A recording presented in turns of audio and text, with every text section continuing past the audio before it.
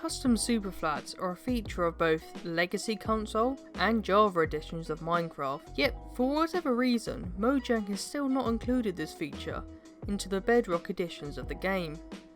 Hence, as of the making of this video, only the Switch and PS Vita console editions of the game have Custom Superflats, which you can take with you on the go. For this reason I'm going to focus on the Vita, as I don't have Minecraft on the Switch. To take a look at the version of Minecraft many people might not even be aware exists. The PS Vita version of Minecraft was released in North America on the 14th of October 2014, and the following day in Europe. Since then it has had a surprising amount of updates for such a niche audience, even receiving the aquatic update, something I never expected to see.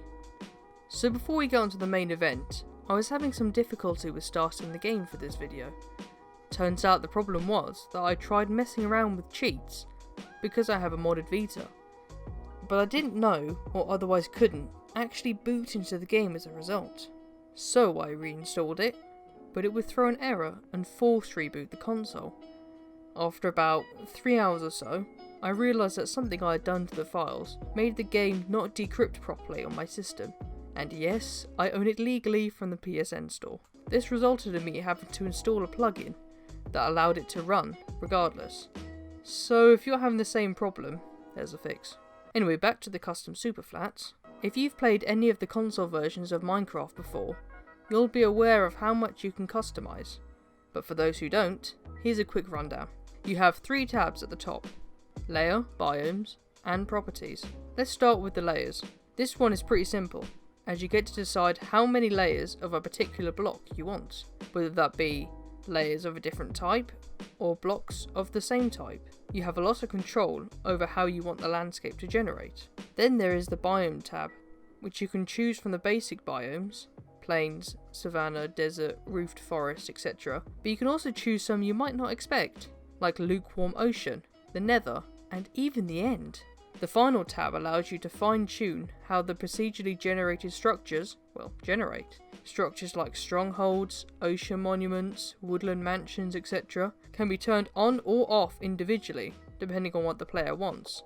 On top of that, you can choose how far or close each structure is in relation to other structures, which I think is pretty neat.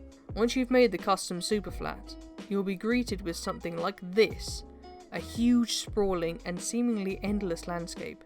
Now, as this may look vastly different depending on how you got it configured, I'm going to comment on how the Vita performs while rendering the game. As you can see, the frame rate is surprisingly stable when simple custom superflats are used. It rarely dips below 50 FPS. However, creating more complex superflats, that being many layers, etc., it can dip further, and on a standard world, you may be looking at less than 30, which, bearing in mind the game only runs at 400p, yes, that's right, less than DVD quality, it's not good at all. However, I was able to install a simple overclock plugin that allows for 111 MHz overclock on the CPU and 56 MHz on the GPU, which can result in up to a 10 FPS boost in this weirdly demanding version of Minecraft. So keep that in mind if you have a modded system. I hope you enjoyed me rambling in video form, and comment if you so wish if you would like to see more content like this on the channel. Thanks for watching.